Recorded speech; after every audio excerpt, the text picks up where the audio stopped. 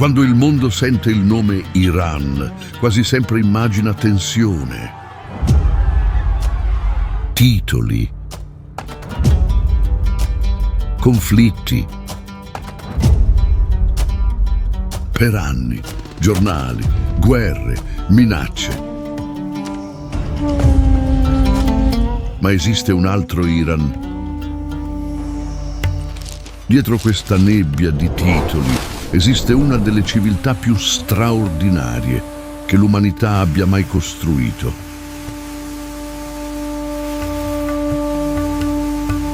Un paese antico, monumentale, silenzioso, un Iran di giardini persiani, deserti dorati, moschee che sembrano dipinte con la luce e montagne che osservano la storia da millenni. Oggi attraverseremo questo velo e scopriremo una delle civiltà più affascinanti e meno comprese del pianeta. Benvenuti in Iran.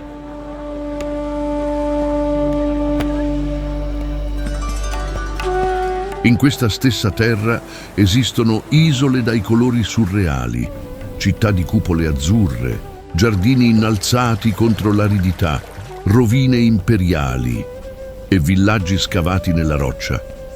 Sembra improbabile, ed è proprio per questo che vorrai vedere tutto. L'Iran, che tanti immaginano in un solo modo, è molto più grande, molto più antico, molto più bello e molto più umano di quanto lasci intendere la cornice stretta che ci è arrivata. Oggi, qui sul nostro pianeta, attraverseremo la bellezza dell'antica Persia, che i giornali hanno cancellato con la guerra, non per negare il presente, ma per rivelare tutto ciò che quasi mai trova spazio quando si parla di Iran.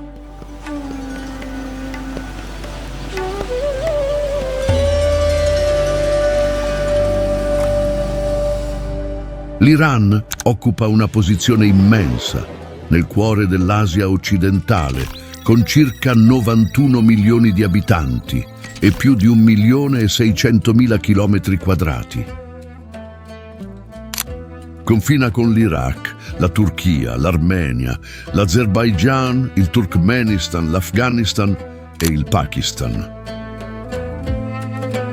Si affaccia anche su 3 acque decisive, il Golfo Persico, il Golfo di Oman e il Mar Caspio. E questo aiuta a capire perché questo paese non è mai stato soltanto un territorio. L'Iran è rotta, è passaggio, è memoria, è influenza, è peso geopolitico sul presente. Ma c'è qualcosa di ancora più affascinante: il popolo che ha mantenuto viva l'anima di questa civiltà. Un popolo plasmato da imperi, deserti, montagne, fede, commercio, poesia e resistenza. Un popolo che ha imparato, nel corso dei millenni, a trasformare la durezza in cultura e la continuità in identità. Nel nostro ultimo documentario abbiamo attraversato la Grecia e visto un paradiso mediterraneo che il mondo ha dimenticato. Ora la temperatura del viaggio cambia, si allontana il bagliore dell'Egeo, entra l'antico peso della Persia. Ma prima di continuare, vale la pena controllare se sei già iscritto qui, su Il nostro pianeta, perché qui ogni viaggio dilata il successivo. E certi luoghi, quando passano davanti agli occhi, non escono più dalla memoria. E la nostra prossima tappa non sarà tra rovine, né in un giardino né in una capitale. Sarà in uno dei punti più tesi e allo stesso tempo più ipnotici di tutto questo documentario. Un luogo dove il mare porta suspense, la pietra sembra accesa da dentro e il pianeta intero in qualche modo trattiene il respiro. Benvenuti a Hormuz.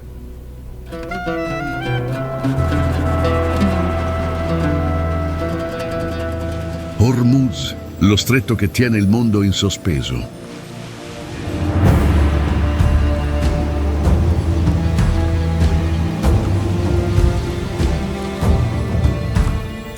Hormuz si trova all'estremo sud dell'Iran, nella provincia di Hormozgan, di fronte a Bandar Abbas, molto vicino all'isola di Qeshm.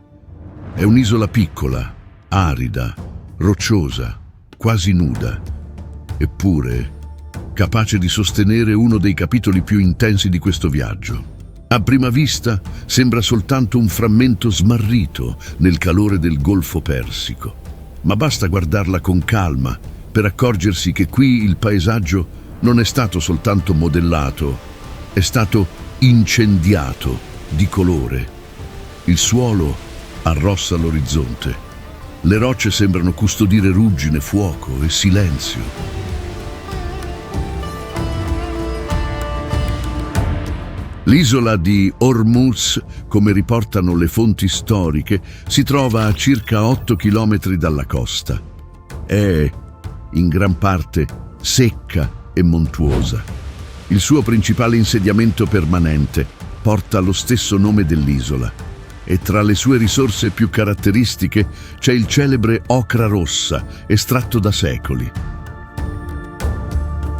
Ma Hormuz non colpisce solo per la sua terra, colpisce per il punto in cui è stata posta. Proprio qui il Golfo Persico si stringe e incontra il Golfo di Oman, e così prende forma l'implacabile Stretto di Hormuz. È in questo stretto corridoio marittimo che la mappa smette di essere un disegno e diventa nervo, diventa battito, diventa pressione sul pianeta.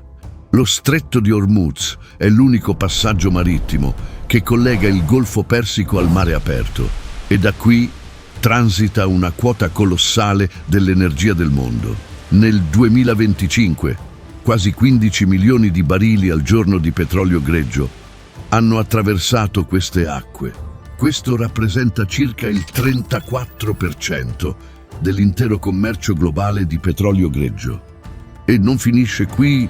Circa un quinto del consumo globale di petrolio e derivati ha dipeso anch'esso da questo stretto e una quota molto simile del commercio mondiale di gas naturale liquefatto ha attraversato lo stesso imbuto. In altre parole, quando Hormuz trema, il pianeta lo avverte. Forse è anche per questo che questo nome ritorna così spesso nei notiziari. Navi, minacce, ritorsioni, blocchi, tensione militare. Negli ultimi giorni lo stretto è tornato al centro del mondo e all'improvviso un luogo che sembra remoto ha iniziato a toccare il prezzo dell'energia, l'ansia dei mercati e il respiro di interi continenti.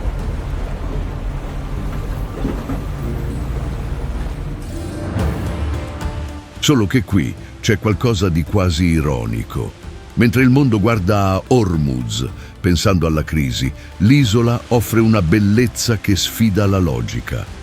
Falesie nei toni dell'ocra, spiagge di pigmento rosso, montagne nude sotto una luce che sembra venire da un'altra era. È come se la pietra rifiutasse la monotonia. E allora nasce una domanda inevitabile. Come può un luogo così associato alla paura essere allo stesso tempo tanto ipnotico?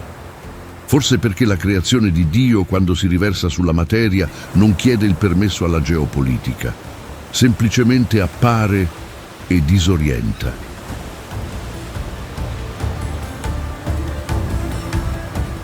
Qui la bellezza non è delicata, è minerale, è secca, è aspra, è quasi biblica. E forse è proprio per questo che Hormuz non si dimentica. Non è il tipo di paesaggio che si contempla soltanto con gli occhi, pesa dentro la memoria. Per molto tempo l'antica Persia è stata vista come un impero di palazzi, poesia e rotte commerciali. E non smette di essere rivelatore che una delle sue porte più sensibili sia ancora qui, in questo sud rovente, dove il mare sorveglia e la roccia sembra accesa da dentro.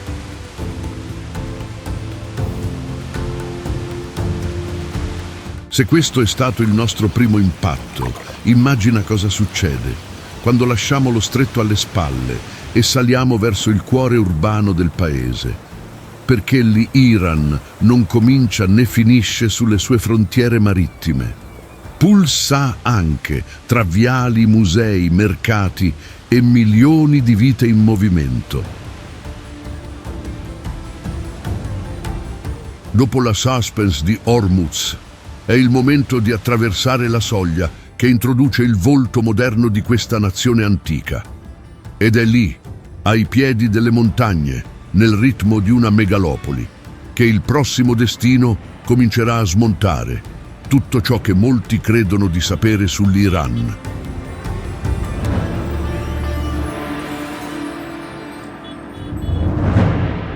Teheran, la porta della Persia moderna.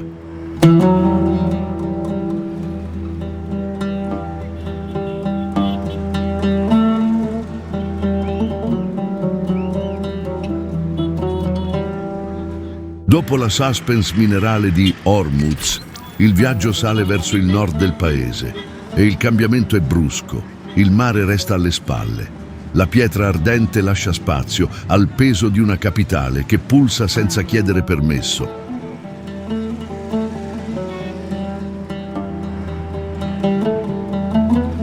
Teheran si innalza ai piedi della catena dell'Alborz, in una posizione che dice già molto di lei.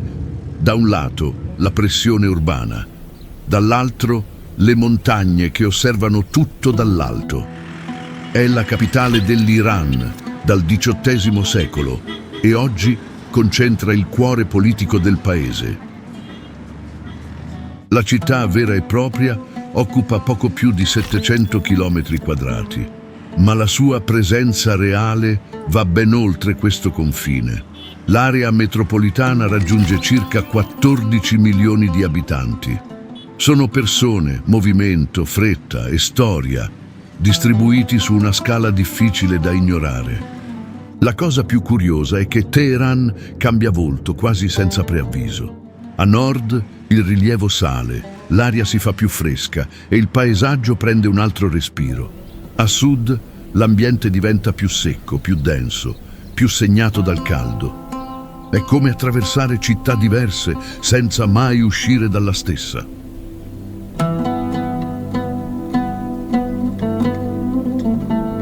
E forse è anche per questo che Teheran non funziona come un'immagine già pronta. Non si concede in un solo sguardo, non entra in uno stereotipo.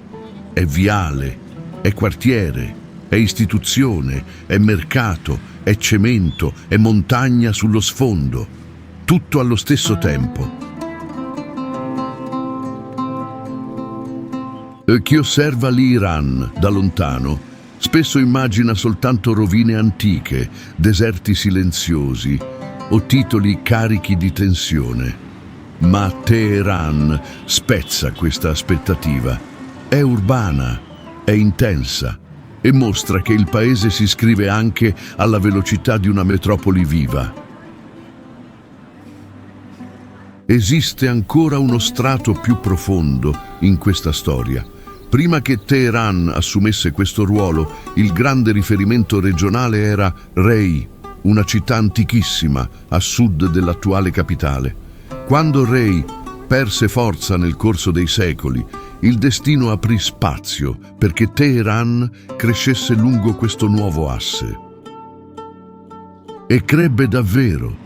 Assorbì potere, attrasse istituzioni, divenne centro decisionale e iniziò a concentrare gran parte della vita politica iraniana. Quando il pianeta rivolge lo sguardo verso l'Iran di oggi, quasi sempre è qui che quello sguardo finisce per convergere.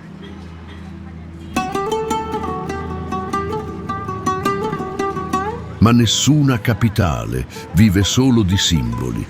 Dietro le facciate ufficiali ci sono caffè, routine, famiglie, librerie, giovani che vanno e vengono, anziani che custodiscono memorie e una vita comune che raramente appare nei notiziari.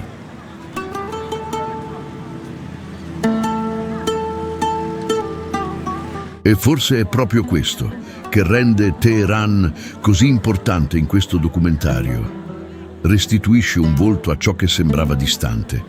Rende umano ciò che tanti hanno imparato a vedere, solo come discorso, conflitto o astrazione. Qui l'Iran smette di essere un titolo e torna a essere vissuto.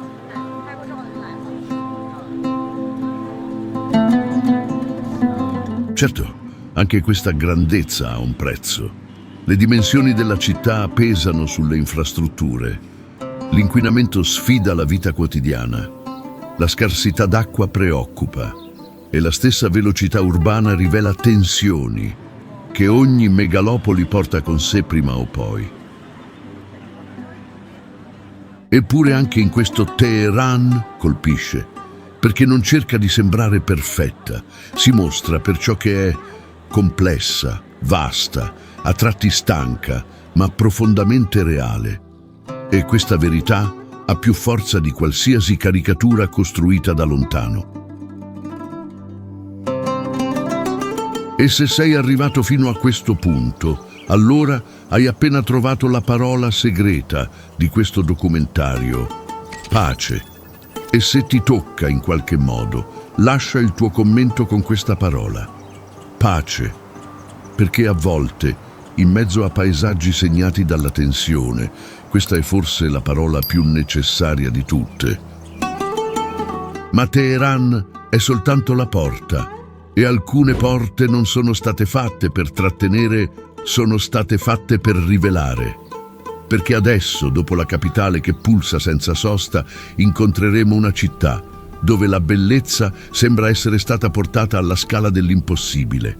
Lì l'azzurro non sarà soltanto nelle cupole, sarà nell'aria, nella reverenza, nella sensazione che l'architettura in certi momenti della storia abbia quasi toccato il sublime. La nostra prossima destinazione è Isfahan.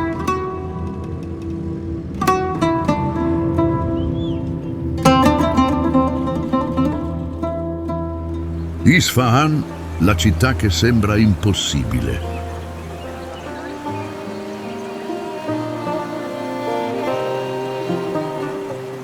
Ci sono città che si presentano e ci sono città che appaiono come visioni, e Isfahan appartiene a questo secondo gruppo.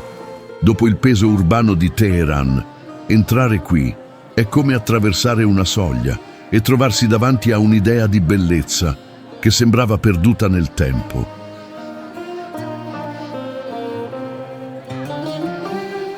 Isfahan si trova nel centro dell'Iran, a circa 420 km a sud di Teheran.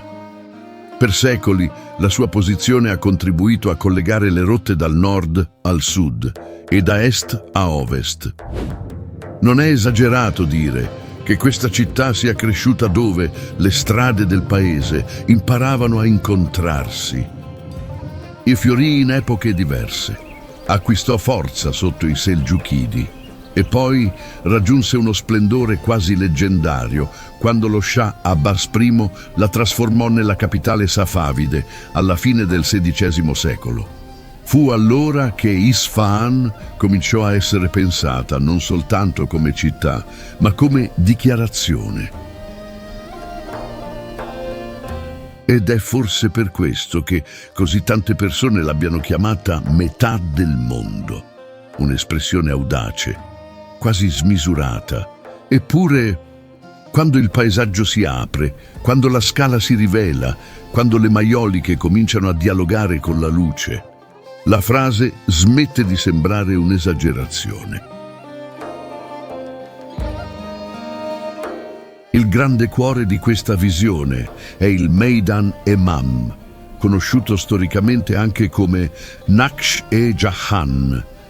L'UNESCO lo descrive come una delle più grandi piazze urbane del pianeta e uno straordinario esempio dell'architettura iraniana e islamica. Qui lo spazio non è stato creato soltanto per esistere, è stato creato per impressionare. Quando entri in questo complesso, la sensazione è difficile da tradurre. Lo sguardo prova a scegliere un punto, ma presto capisce che non esiste un unico centro. Tutto compete per l'attenzione. La piazza, le proporzioni, le facciate, le cupole, il vuoto monumentale che dà forza a tutto ciò che lo circonda. Da un lato, la moschea dello Shah, oggi chiamata da molti moschea dell'Imam, innalza il suo ingresso come se l'azzurro potesse acquistare una profondità infinita.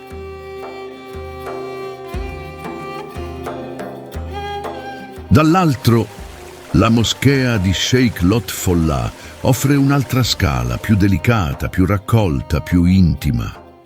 E tra loro la piazza respira come il palcoscenico di un'intera civiltà.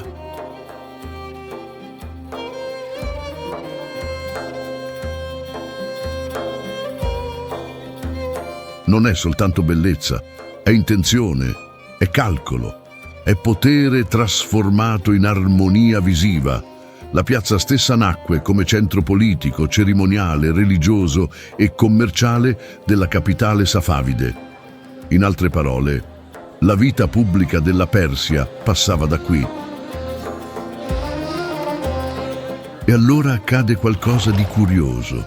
Anche sapendo tutto questo, anche conoscendo il contesto, continui a sorprenderti, perché Isfahan non colpisce solo per le informazioni, colpisce per la sua atmosfera. Ci sono città antiche che chiedono di essere studiate. Isfahan chiede contemplazione. I ponti storici aiutano a completare questo incanto. Il Sio Sepol, con i suoi molti archi, non sembra soltanto attraversare il fiume, sembra allungare il tempo. Già il ponte Kaju, così celebrato per la sua eleganza, mostra che perfino l'attraversamento poteva essere disegnato come arte. Qui anche il cammino è stato impreziosito. Esiste anche il lato artigianale della città. Isfahan è diventata famosa per i lavori in metallo, legno, ceramica, tessuti e tappeti di altissima qualità. E questo conta, perché rivela qualcosa di più grande. La bellezza di questo luogo non è rimasta prigioniera dei monumenti ufficiali, è scesa nelle mani, nelle botteghe, nella vita quotidiana. Forse è questo il vero segreto di Isfahan.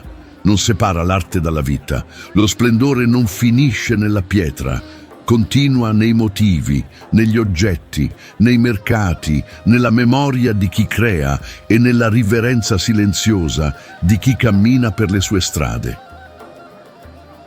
E c'è un contrasto bellissimo in tutto questo. Dopo la pressione di Teheran, Isfahan sembra rimettere in ordine il respiro. Il documentario rallenta.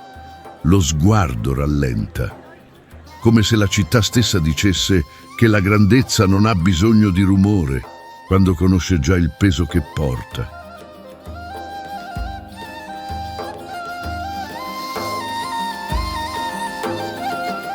Se anche questo luogo ha acceso qualcosa dentro di te, lascia il tuo like proprio adesso, non come gesto automatico, ma come segno che questo viaggio ha trovato spazio anche lì dentro, perché alcune città non chiedono fretta, chiedono presenza, ma la Persia custodisce ancora un altro cambio di tono. Dopo la monumentalità arriva la città del profumo, dei giardini, della memoria e di una luce che sembra sfiorare ogni cosa con più delicatezza. Ed è proprio lì che stiamo andando ora. Se Isfahan è stata la prova che la bellezza può essere costruita su scala grandiosa, la prossima destinazione mostrerà che l'anima persiana sa anche sussurrare. E quando sussurra, perfino la pietra sembra ascoltare. La nostra prossima destinazione è Shiraz.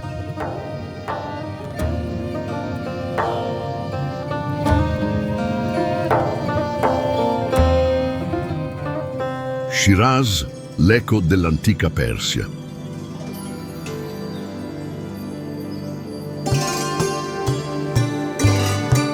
Ci sono luoghi che colpiscono per la loro scala, altri per la forza della pietra, ma Shiraz arriva in un altro modo, quasi come un antico profumo che attraversa il tempo ancora prima di essere compreso.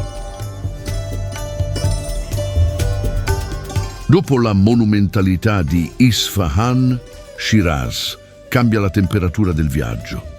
Qui l'impatto non nasce prima dalla grandezza, nasce dall'atmosfera, dalla luce più morbida, dal ritmo più contemplativo, dalla sensazione che la storia abbia deciso di parlare più piano. Shiraz si trova nel sud-ovest dell'Iran, nella provincia di Fars, l'antica terra che contribuì a dare il nome alla Persia. La città si trova a poco meno di 1000 chilometri da Teheran e a circa 60 chilometri da Persepoli. Già questa vicinanza dice molto su ciò che custodisce, perché Shiraz non è soltanto una città storica, è una sorta di anticamera emotiva dell'antica Persia. È come se il passato imperiale, invece di apparire in modo brusco, avesse deciso di passare prima attraverso giardini, cortili e versi. Nel corso dei secoli, Shiraz è diventata uno dei grandi centri culturali del mondo persiano. È qui che sono fioriti nomi immensi della poesia come Hafez e Saadi, e questo cambia tutto, perché quando una città educa lo sguardo attraverso la poesia, perfino le sue strade sembrano custodire un'altra cadenza. Shiraz è il tipo di destinazione che non chiede soltanto osservazione, chiede ascolto, chiede sensibilità. In certi luoghi l'architettura domina. Qui la memoria arriva anche attraverso il simbolo, la parola, la delicatezza di un giardino e l'ombra che si posa sulla pietra. E i giardini sono una parte centrale di questa identità. L'immaginario persiano ha trasformato l'acqua, la vegetazione, la simmetria e l'ombra in un'idea di paradiso terrestre. Non a caso, il concetto di giardino persiano, riconosciuto dall'UNESCO, nacque proprio da questa visione di ordine e freschezza nel mezzo di un clima secco. A Shiraz questo spirito prende forma in modo speciale. Viali, specchi d'acqua, cipressi, fiori e padiglioni, tutto sembra pensato per ricordare che anche la bellezza può essere rifugio e che l'essere umano, quando rispetta la creazione, impara perfino a disegnare il riposo. C'è qualcosa di profondamente persiano in questo. Creare ombra dove il sole colpisce, condurre acqua dove la siccità domina, innalzare quiete dove il mondo sembra eccessivo. Shiraz non mostra soltanto giardini, mostra una filosofia di permanenza, di raffinatezza e di contemplazione. Ma la città sorprende anche per la sua architettura. La moschea Nasir al-Mulk, conosciuta in molti luoghi come la Moschea Rosa, mostra come la luce possa trasformarsi in spettacolo. Quando il sole attraversa le sue vetrate, l'interno si riempie di colore. Il pavimento sembra svegliarsi e il mattino acquista la consistenza di un sogno. È il tipo di scena che smonta qualsiasi sguardo frettoloso sull'Iran, perché lì non esiste la durezza dei titoli, esiste arte, esiste pazienza, esiste una sensibilità visiva che non è nata ieri e che continua a commuovere anche secoli dopo.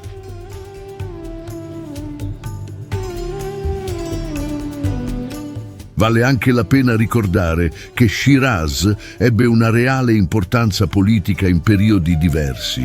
In alcuni momenti fu abbellita e rafforzata come centro urbano e culturale. Questo aiuta a spiegare perché non sembri soltanto antica, sembra maturata, come se avesse imparato a custodire la dignità anche dopo i cambiamenti della storia.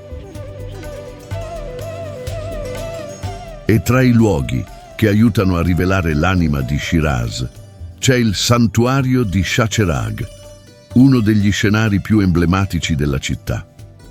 le sue facciate, i suoi cortili e la sua presenza all'orizzonte mostrano che qui la bellezza non è rimasta confinata ai giardini. Ha preso forma anche nella devozione, nell'architettura e nella memoria collettiva. Più che una semplice tappa da visitare, il santuario di Shah Cheragh aiuta a presentare Shiraz al mondo, perché riunisce tutto ciò che rende questa città così singolare.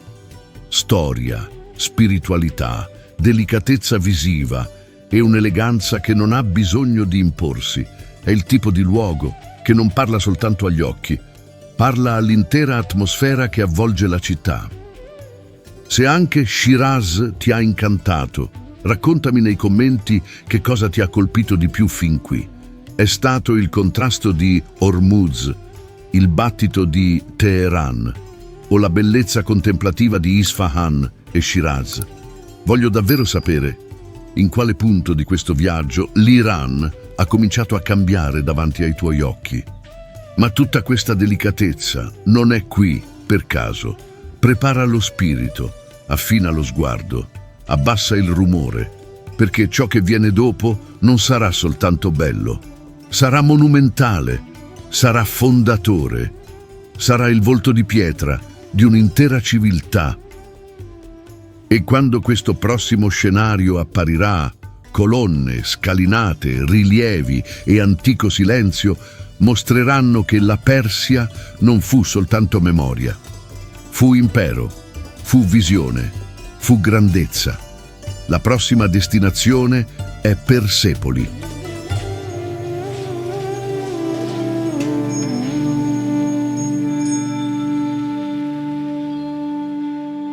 Persepoli, dove l'impero respira ancora.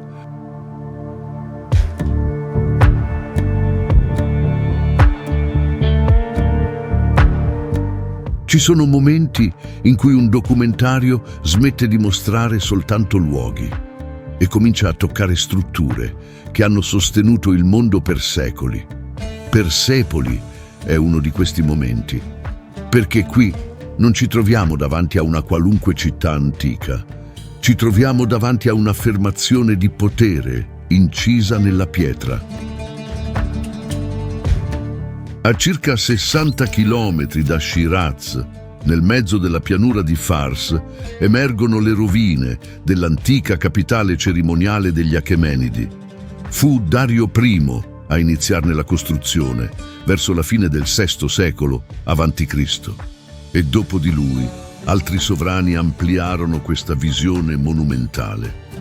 Il nome Persepoli venne dal greco, ma la città era conosciuta dai persiani come Parsa, e non a caso. Questo era il cuore simbolico di un impero che nel suo apogeo si estendeva dal Mediterraneo fino a parti dell'Asia centrale e della valle dell'Indo. Una scala che impressiona ancora oggi. Ma la cosa più affascinante è che Persepoli non fu concepita soltanto per governare.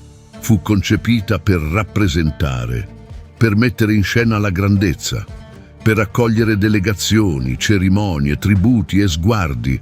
Qui tutto sembra essere stato pensato per dire senza parole: guardate cosa è diventata la Persia. Le ampie scalinate, i rilievi meticolosi, le colonne innalzate contro il cielo e la piattaforma monumentale conservano ancora questo impatto. Anche in rovina, Persepoli non appare piccola. Al contrario, forse la distruzione ha perfino amplificato questa sensazione di distanza storica, di peso, di permanenza. Quando guardi i rilievi, ti accorgi di qualcosa di straordinario. Ci sono popoli diversi, provenienti da varie parti dell'impero, che portano doni, tessuti, animali, oggetti preziosi. Non è soltanto decorazione, è narrazione politica. È la pietra che registra l'ampiezza di un mondo connesso sotto una stessa corona. E questo dice molto sulla stessa Persia Achemenide, Un impero vasto, complesso, multietnico, amministrato in satrapie, collegato da strade, tributi, messaggeri e da una visione dell'ordine che contribuì a plasmare la storia antica. Persepoli era il palcoscenico dove quell'ordine diventava visibile.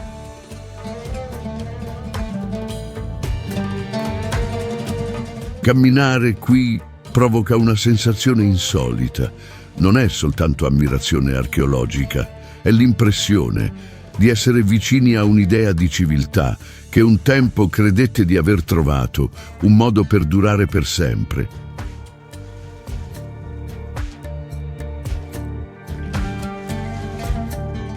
La storia non ha risparmiato questo luogo. Nel 330 a.C. le truppe di Alessandro conquistarono la città. E l'incendio che segnò quell'invasione finì per diventare uno degli episodi più simbolici della caduta del centro cerimoniale Achemenide. Il fuoco passò, ma la memoria rimase. C'è un'ironia silenziosa in tutto questo. L'impero che si innalzò per essere visto ha attraversato i millenni proprio in frammenti. Eppure questi frammenti bastano a rivelare ambizione. Bastano a mostrare raffinatezza, bastano a ricordarci che anche la pietra può custodire una voce. E che voce è questa? La voce di re, di artigiani, di popoli sottomessi e alleati, di messaggeri, di architetti, di cerimonie imperiali, ma anche la voce del tempo che consuma ogni cosa, senza riuscire a cancellare del tutto ciò che fu innalzato con visione.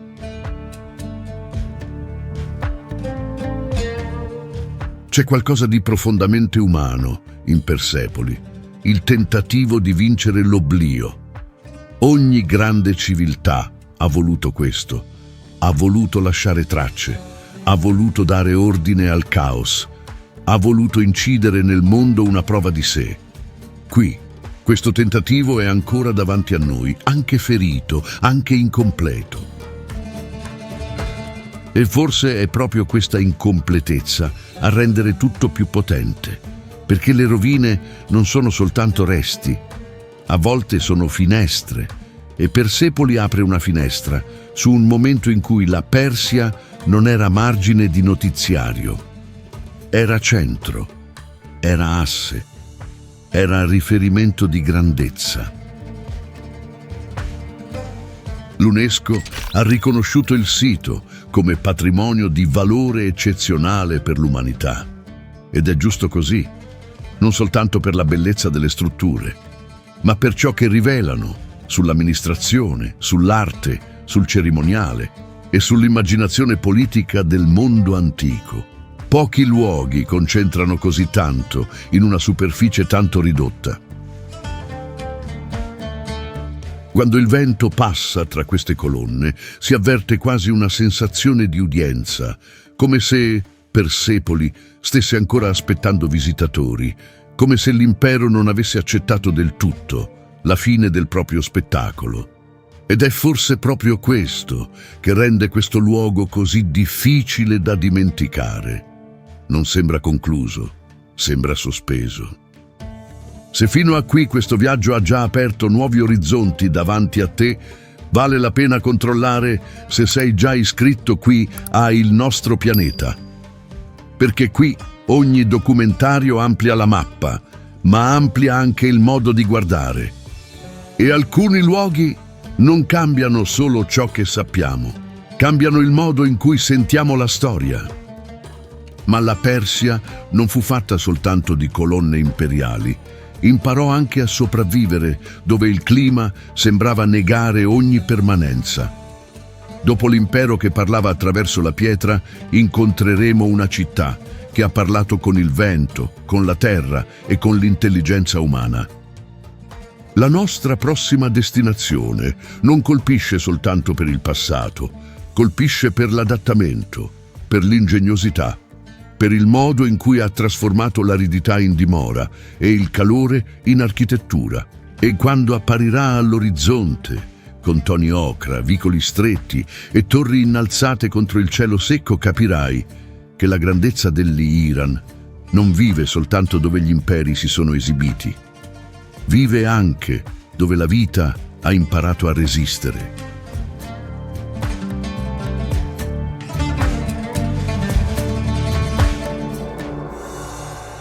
Yazd, la città che ha imparato a vivere nel deserto.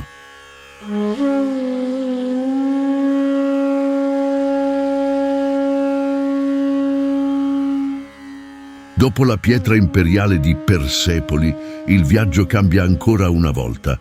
Ora lo sguardo incontra una città che non si è innalzata per esibire potere, si è formata per sopravvivere. E forse proprio per questo colpisce in un modo ancora più intimo. Yazd si trova nel centro dell'Iran, tra i deserti, sotto un cielo severo, in uno dei paesaggi più aridi di tutto il paese. E nonostante questo, o forse proprio per questo, è diventata una delle città più singolari di tutto questo viaggio.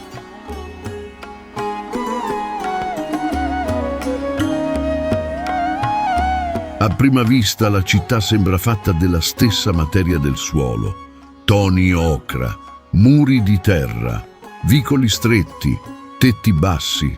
Tutto sembra nascere dal deserto stesso, come se Yazd non fosse stata costruita sull'aridità, ma a partire da essa.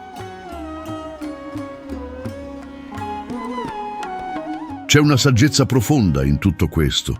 In molti luoghi l'essere umano cerca di vincere l'ambiente. Qui ha imparato a dialogare con esso. Invece di negare il calore, ha studiato il vento. Invece di lottare contro la siccità, ha inventato modi per aggirarla. Invece di fuggire, è rimasto. Uno dei simboli più emblematici di Yazd sono i Bajir, le celebri torri del vento. Si innalzano sopra le case come sentinelle silenziose, ma la loro funzione non è sorvegliare, è rinfrescare, è catturare l'aria, convogliarla e aiutare a rendere abitabile ciò che sembrava inospitale. Se ci si pensa con calma, la sensazione è quasi troppo ammirevole per stare in una sola frase. Secoli prima di qualsiasi aria condizionata, questa città aveva già imparato a domare la brezza. C'è qualcosa di bello in questo, qualcosa di intelligente, qualcosa che rivela come la necessità possa scolpire la genialità. Il centro storico di Yazd, patrimonio mondiale dell'UNESCO dal 2017, mostra proprio questo straordinario adattamento.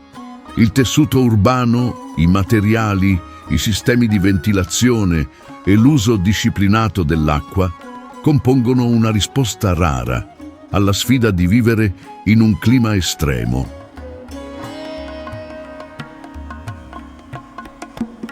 E tra gli scenari che presentano meglio Yazd al visitatore c'è il complesso di Amir Chakmak, uno dei punti di riferimento più noti della città. La sua piazza, la sua facciata ad archi sovrapposti e i suoi minareti contribuiscono a formare una delle immagini più riconoscibili di tutto l'Iran. Il complesso iniziò a prendere forma nel XV secolo, legato a Jalal al-Din Amir Chakmak, governatore di Yazd nel periodo timuride. Il luogo non fu pensato soltanto come ornamento. Riuniva funzioni religiose, urbane, commerciali e cerimoniali, come se condensasse la vita pubblica della città in un unico cuore architettonico.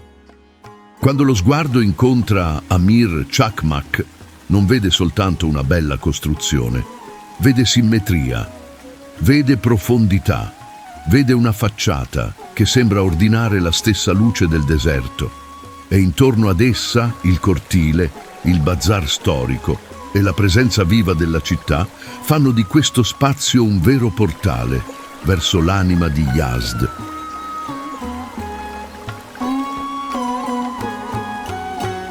Esiste qui anche una presenza spirituale molto antica. Yazd è spesso associata all'eredità dello zoroastrismo in Iran e questo ne amplia ancora di più l'importanza. Non siamo davanti soltanto a una città adattata al deserto, siamo davanti a un luogo dove memoria, fede e territorio hanno continuato a respirare insieme per secoli.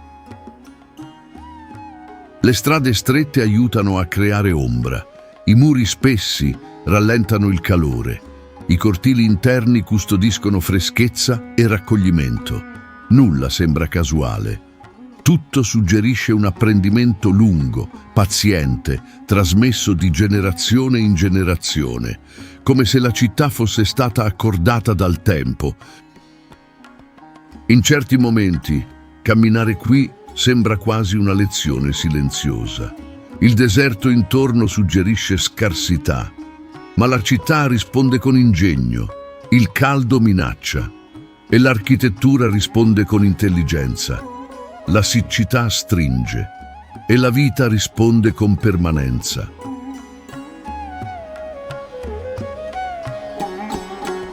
Non smette di essere impressionante che uno degli scenari più austeri dell'Iran abbia generato uno dei paesaggi urbani più delicati di tutto il documentario. Questo dice molto sulla forza creativa dell'essere umano e anche sulla creazione del creatore, che permette perfino nel rigore la nascita della bellezza.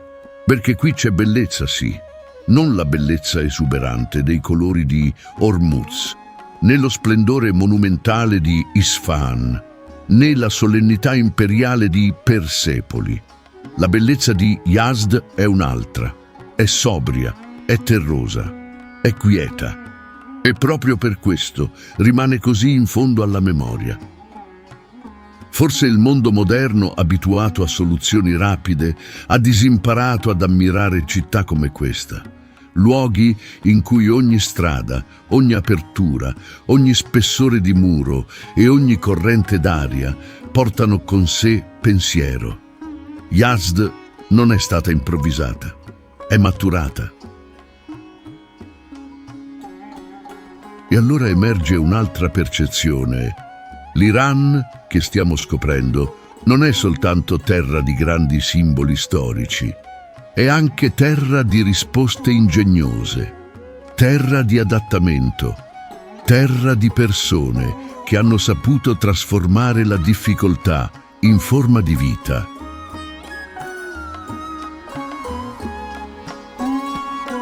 Se questo capitolo ti ha già fatto guardare il deserto in un altro modo, raccontamelo nei commenti dopo.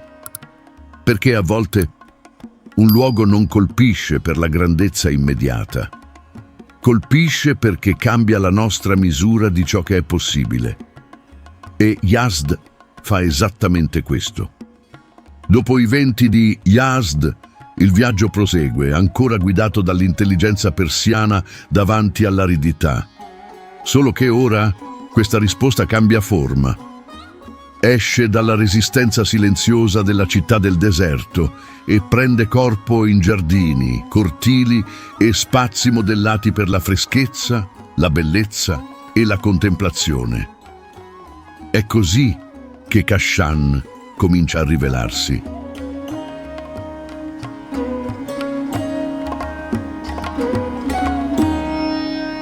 Kashan, l'oasi storica della Persia.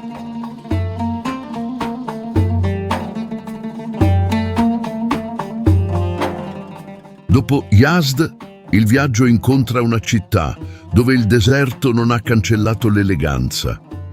Kashan appare come una pausa raffinata tra l'aridità e la memoria. Un luogo dove giardini, case storiche, moschee e cortili silenziosi presentano un altro volto della Persia.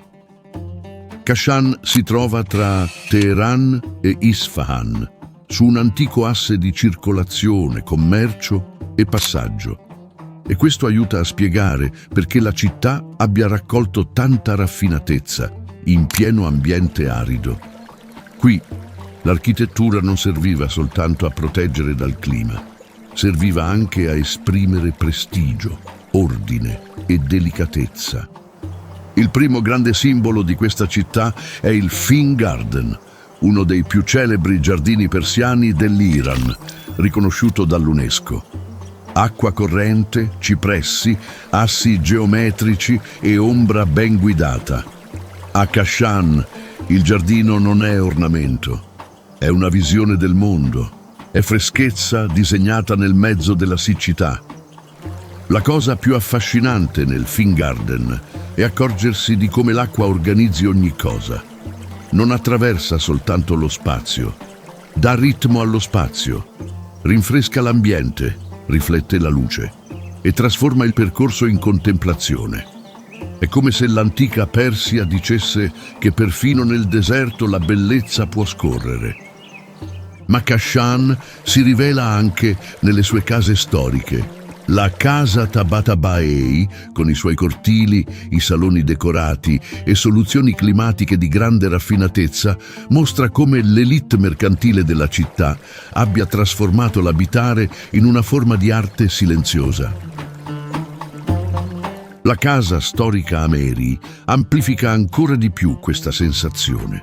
Più che una residenza, sembra un piccolo universo interiore, fatto di cortili, volumi, ombra e proporzione.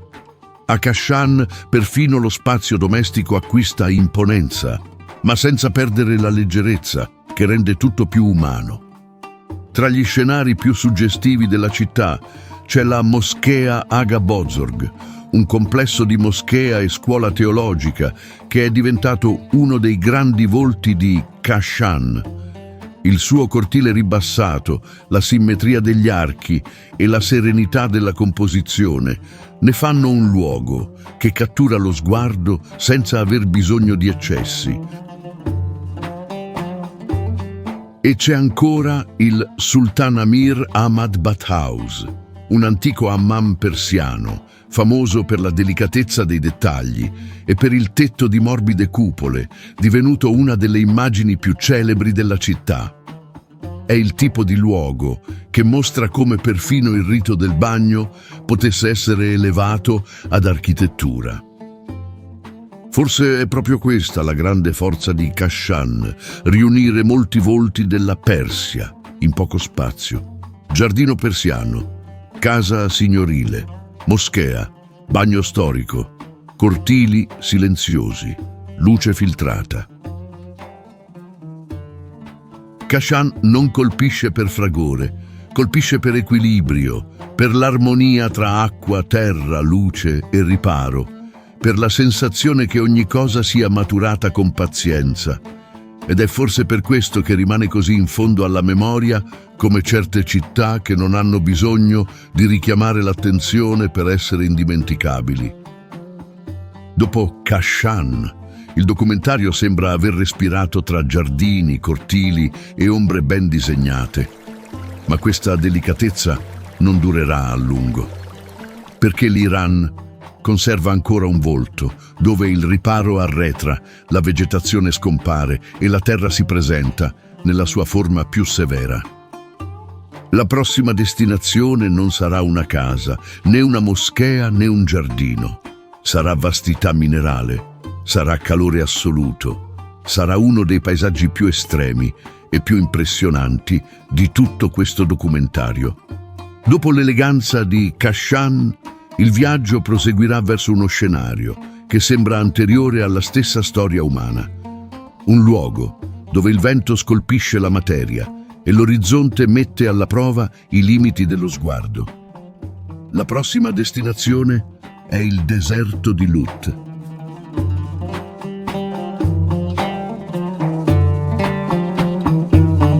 Deserto di Lut, il silenzio più estremo dell'Iran.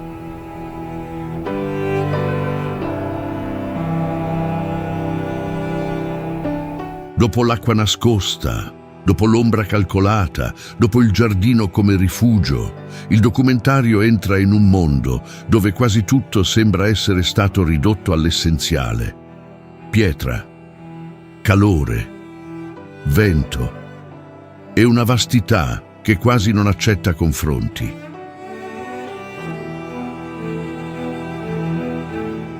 Il deserto di Lut, o Dasht-e Lut, si trova nel sud-est dell'Iran, e occupa un'enorme fascia arida tra province segnate dalla siccità e dall'isolamento.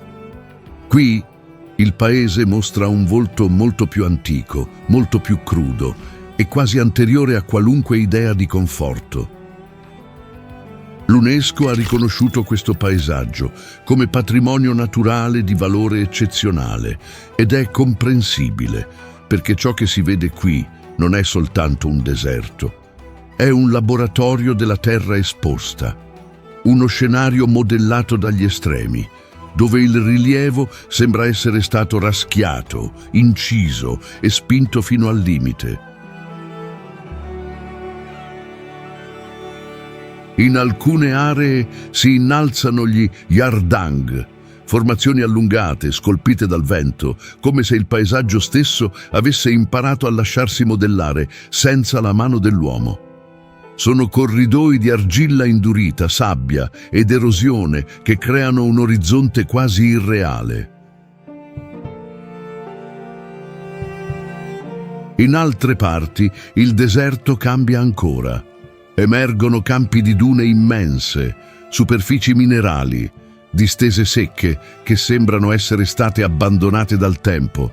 Qui non c'è eccesso, c'è esposizione. Tutto ciò che il pianeta ha di più nudo, di più severo, di più diretto. Forse è per questo che il Lut provoca una sensazione così rara. Non seduce con la promessa di un riparo, non offre conforto, non si addolcisce per il visitatore. Al contrario, costringe lo sguardo a confrontarsi con la scala, con la siccità e con la forza bruta di un mondo senza ornamenti. Eppure è bello in un modo austero, bello in un modo quasi implacabile, come se la creazione del creatore qui avesse deciso di rivelare non la tenerezza dell'ombra, ma la maestà del rigore. Un rigore che non chiede scusa per essere troppo grandioso. Per anni il Lut ha richiamato l'attenzione scientifica per le sue condizioni estreme. In alcune aree della superficie, le misurazioni satellitari hanno registrato temperature impressionanti.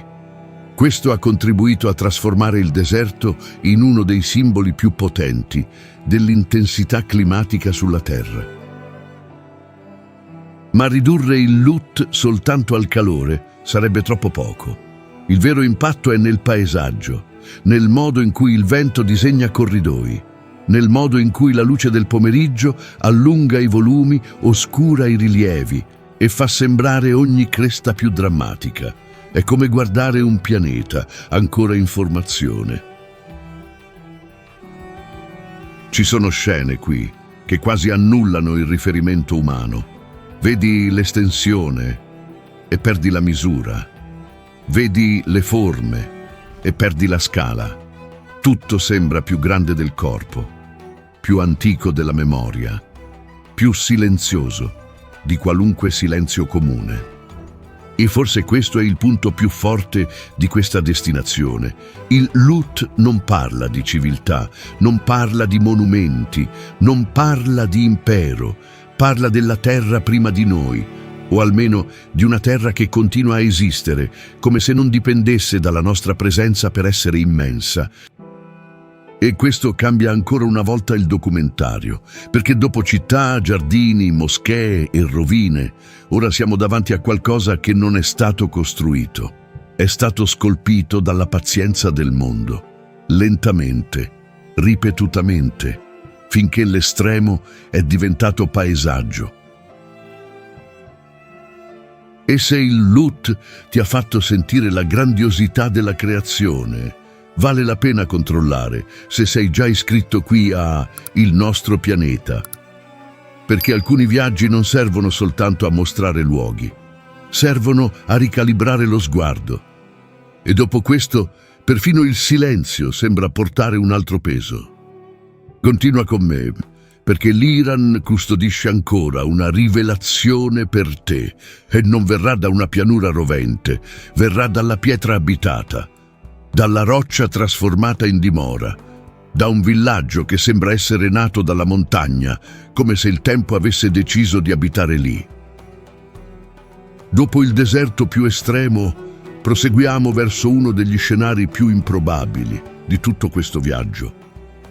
Un luogo dove la natura ha scavato forme e l'essere umano ha risposto vivendo dentro di esse.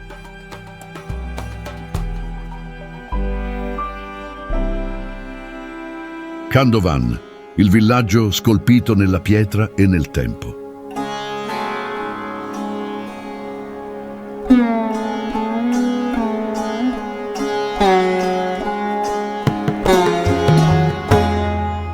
Dopo la nuda vastità del deserto di Lut, il documentario cambia scala, ma non perde lo stupore. Perché ora la sorpresa non nasce dal vuoto, nasce dalla presenza. Nasce da un luogo che a prima vista sembra impossibile e ancora più improbabile quando scopriamo che è ancora vivo. Khandovan si trova nel nord-ovest dell'Iran, nella provincia dell'Azerbaigian orientale, non molto lontano da Tabriz.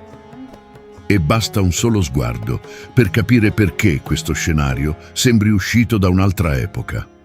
Le case non poggiano sulla montagna, sono state scavate dentro di essa. Le formazioni rocciose di Khandovan, nate da antiche attività vulcaniche e dall'erosione del tempo, si innalzano come coni di pietra, quasi come alveari giganti o candele mineralizzate rivolte al cielo. E dentro di esse ci sono porte, ci sono finestre, ci sono scale. C'è vita quotidiana.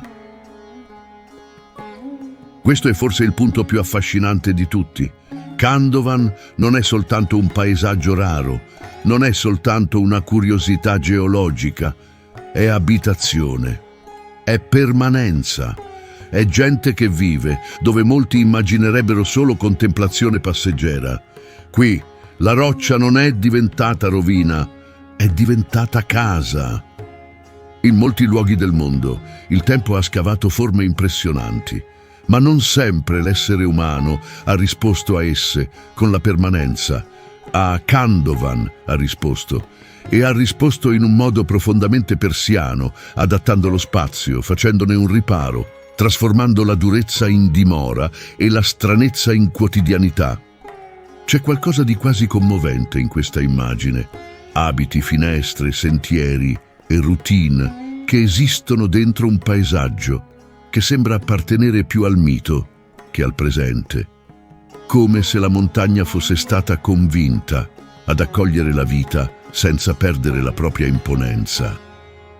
Forse è per questo che Khandovan suscita una sensazione così diversa. Dopo imperi, deserti, giardini, moschee e città monumentali, chiudere questo ciclo qui significa ricordare che la grandezza dell'Iran vive anche nell'inatteso.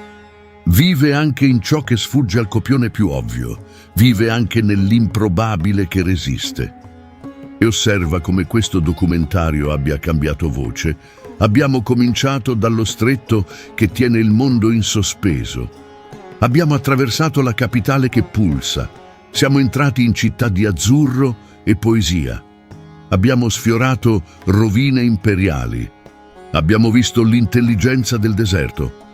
Abbiamo sentito il silenzio estremo. E ora concludiamo davanti a un villaggio che sembra sfidare la stessa logica dell'abitare. L'Iran che abbiamo attraversato qui non è stato quello dei titoli e delle guerre, è stato quello degli strati, quello della pietra che custodisce imperi, quello dell'acqua nascosta sotto la siccità, quello della luce che sfiora cupole, giardini, deserti e montagne di silenzio, come se volesse ancora rivelare qualcosa che il mondo quasi non vede. Ci stai guardando in TV e sei arrivato fin qui? Allora prendi il telefono e raccontacelo. Ti immaginavi che l'Iran custodisse così tante meraviglie, così oltre la tensione, i conflitti e l'immagine limitata che così spesso arriva fino a noi? Voglio sapere in quale momento di questo viaggio questo paese ha cominciato a cambiare davanti ai tuoi occhi. Ma il tuo viaggio non deve fermarsi qui, perché la tua prossima destinazione è già sullo schermo, ad aspettarti. Uno di quei luoghi che quasi nessuno vede, quasi nessuno mostra e che quasi mai arrivano agli occhi del mondo. Vieni con me e scopri lo straordinario nel mondo. Un abbraccio e al prossimo viaggio.